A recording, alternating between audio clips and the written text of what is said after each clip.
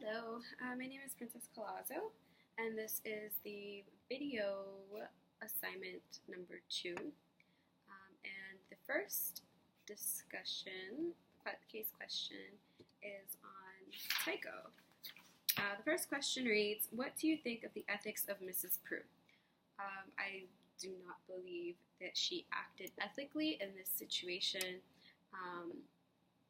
Starting with the fact that she did not go to the proper authorities or the proper follow a proper procedure when executing the loan forgiveness.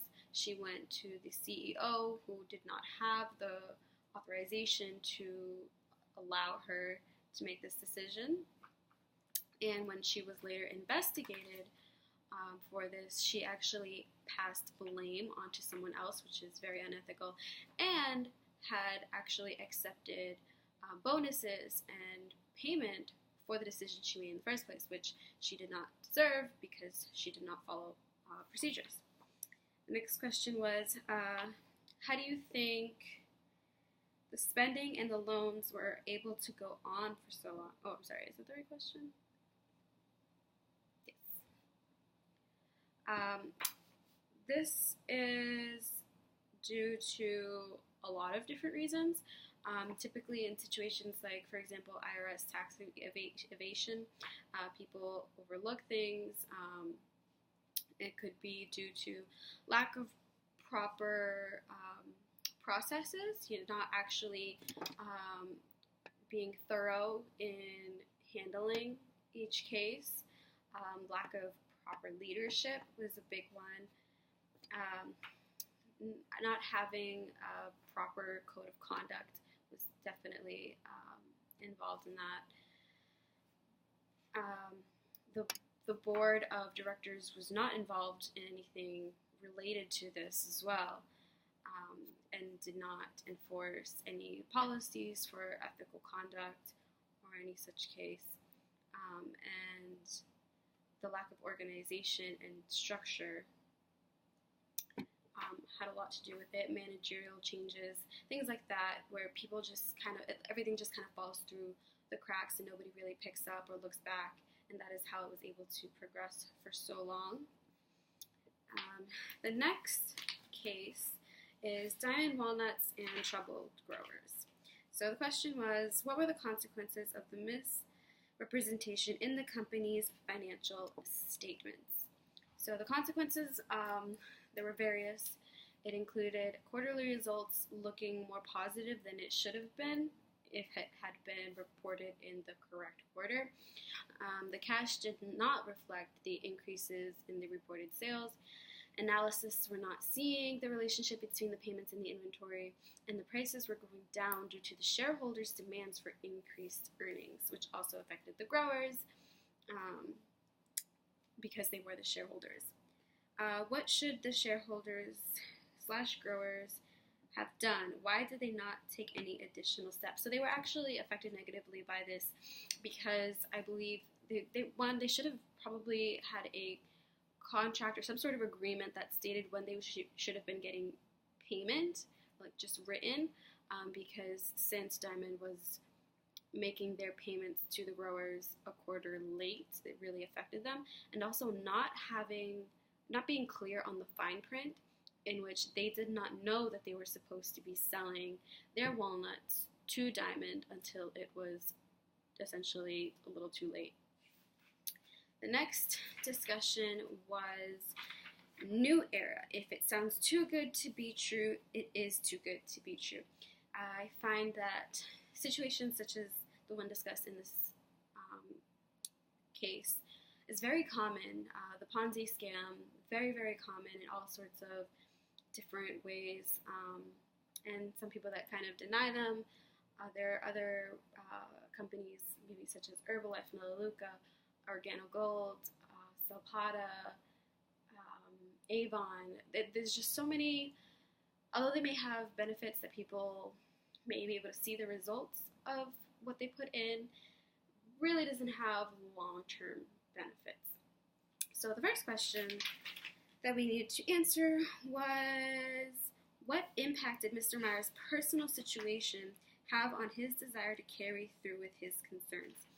he was in a very difficult position because he wanted to be honest. He wanted to know how people were being affected due to this company. And it was difficult for him because of the fact that he was on a temporary work visa. And so he would be jeopardizing his residency here and his work abilities here if he were to be a little too outspoken, and would therefore have to be returned back to South Africa along with his wife as well. So he was in a very difficult position where he couldn't really do as much as he wanted to, but knew that what was going on in the company was very suspicious and needed to be investigated. The next question was, why were administrators so reluctant to hear Meyer out? Mr. Bennett notified Spring Arbor College officials when Mr. Meyer called him and asked administrators to keep him quiet. How would you read this kind of request?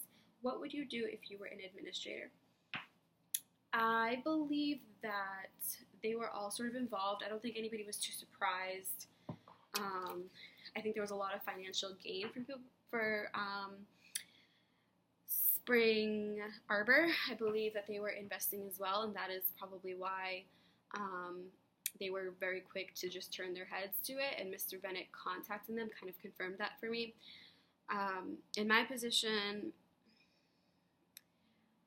I would personally like to hear and investigate for myself, because I think it would be very stupid if I'm investing money into this company and there is a possibility, and millions of dollars at that, and there is a possibility that should there not be sufficient investments to double pay out the recruits or recipients, I would lose that money. And I would not, as a business owner or any sort of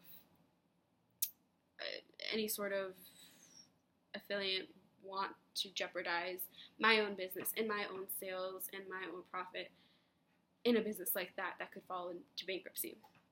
So I would probably have heard him out and done my own investigation.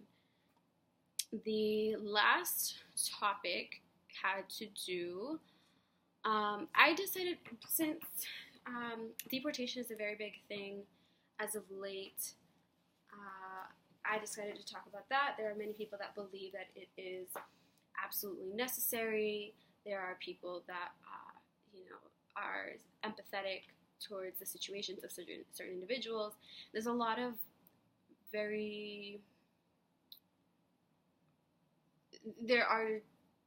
people are, the sides that they choose, they are very important to them and don't see past that. I believe, I do not agree in the methods that have been used for deportation or ICE, the extremes that they are going, where parents are being torn away from their children and these kids are being forced into camps, away from their family, away from anybody, and left essentially unattended. And I was very concerned about this for a while, wondering who is taking care of these kids, what is happening to these kids, and to find out recently in an article that a worker was charged with sexually molesting 8 children at an immigrant shelter. And as difficult as that is to have to read or know that this is happening to kids that are not only just being sent back to a country they don't even know, but away from any family or anybody that they can run to and seek comfort in, as disturbing as that is, it's not at all surprising. I feel personally that it was only a matter of time, because of how barbaric and how discriminate and how unnecessary these methods have been of making America great. Something like this was bound to happen. I feel like there are definitely far more just ways of handling immigration and gaining citizenship, rather than just enclosing them all in a room with people who are not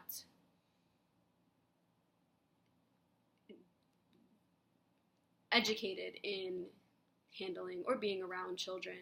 And so this is something that I feel like should be gaining a lot more media and attention than it actually is. However, that doesn't seem to be the case. If this was, I wouldn't know how to resolve this. I would not, if I were in this position, that I could have prevented it. I would have absolutely done everything in my power to prevent these children from being taken away from their family, being forced to go to a country that they do not recognize or do not know. But unfortunately, that does not seem to be the case. But I feel like this probably would relate more so to probably the first topic. I just find it to be extremely unethical, and the way that they're handling this and the processes that they're using to find people that are illegal, to send people that are illegal. I feel like these are very unethical and go against a lot of what this country stands for. So I feel like that definitely relates to the first topic the most. Yeah. So I think that's all. I'm already almost at 12 minutes, so I think I answered everything. Yeah, thank you.